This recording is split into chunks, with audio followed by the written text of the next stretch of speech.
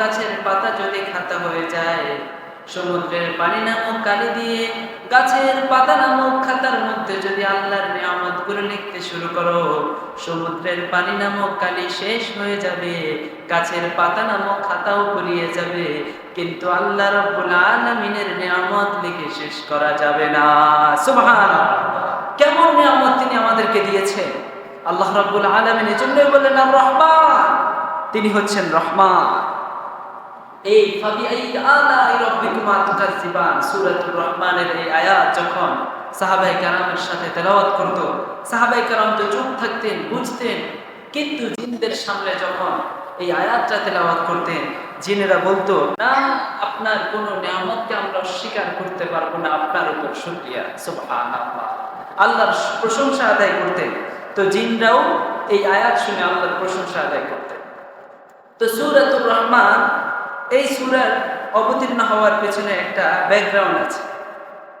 আল্লাহ রাব্বুল আলামিনের হাবিব যখন মক্কার মুশরিকদেরকে দাওয়াত দিতেন, তো সব সময় বলতেন তোমরা আল্লাহর ইবাদত করো, আল্লাহর নাফরমানি করো না, আল্লাহর পথে দাওয়াত দিতেন। কিন্তু হঠাৎ করে একদিন আল্লাহর হাবিব সাল্লাল্লাহু আলাইহি ওয়াসাল্লাম আল্লাহ না বলে রহমান শব্দ ব্যবহার করেছেন, অর্থাৎ আল্লাহর সত্তাগত নাম ব্যতীত আল্লাহর সিফাতি নাম, গুণবাচক নাম রহমান ব্যবহার করেছেন। আল্লাহ রাব্বুল আলামিন বলেন ওয়া ইযা ক্বিলা লাহুম উসজুদু লির-রাহমানি ক্বালু ওয়া মার রাহমান আনাসজুদু লিমা তা'মুরুনা ওয়া যাদাহুম নুফুরা। বিশ্বনবী যখন তাদেরকে বললেন তোমরা রহমানের ইবাদত করো, রহমানের উপাসনা করলো, তখন মুশরিকরা বলল রহমান আবার কে? রহমান কে? এতদিন তো আল্লাহ বলতে, এখন আবার পরম দয়ালু কাকে বলছো? তখনই আল্লাহ রাব্বুল আলামিনের হাবিব তখন বলে দিলেন আল্লাহ যিনি রহমান হচ্ছেন তিনি। কারণ এই রহমান তার রহম, তার দয়া, তার পরম করুণা দ্বারা আমাদেরকে ঢেকে দিয়েছে। আমাদের প্রত্যেকটা জিনিসের মধ্যে তার দয়া ছাড়া আমাদের কিছু। আল্লাহ রাব্বুল আলামিন যেমন রহমান, আল্লাহ রাব্বুল আলামিন তেমন ক্রোধান্বিত। তার ক্রোধ আছে, প্রচন্ড ক্রোধ। হাসরের ময়দানে আল্লাহ রাব্বুল আলামিন অনেক ক্রোধান্বিত থাকবে, তার অনেক ক্রোধ থাকবে হাসরের ময়দানে। কিন্তু আরশে আজিমের মধ্যে আল্লাহ রাব্বুল আলামিন বিশাল বড় একটা সাইনবোর্ডে লিখে দিয়েছেন সাবাকাত রাহমাতি গজবি, আমার ক্রোধের উপর আমার রহমত বিজয় লাভ করেছে। বলেন সুবহানাল্লাহ! আল্লাহ রাব্বুল আলামিনের ক্রোধ প্রচন্ড থাকলেও আল্লাহ রাব্বুল আলামিনের রহমত ক্রোধের চাইতে বেশি না কম? আরশে আজিমের মধ্যে আল্লাহ রাব্বুল আলামিন এই বিষয়টা লিখে দিয়েছে। অনেক দয়ালু। আমি একদিন একটা ঘটনা আপনাদেরকে বলেছিলাম, আবার বলি।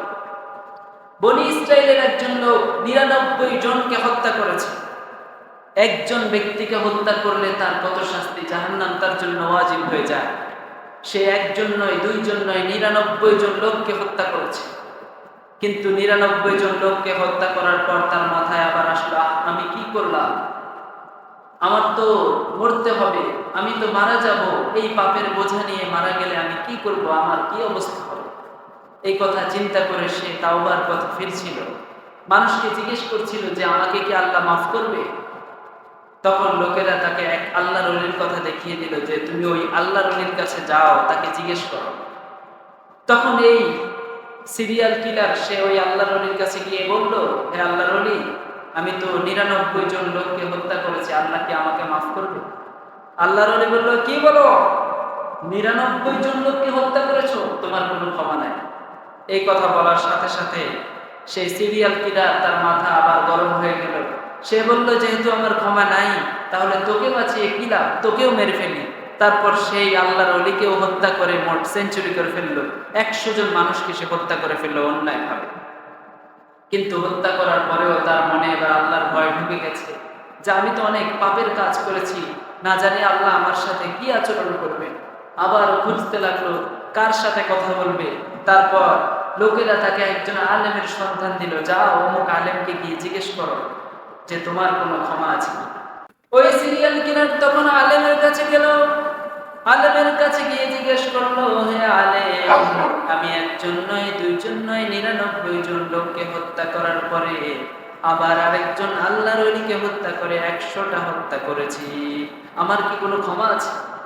আমি তো ফিরে আসতে চাই, সঠিক পথে আসতে চাই, আল্লাহ কি আমাকে ক্ষমা করবে?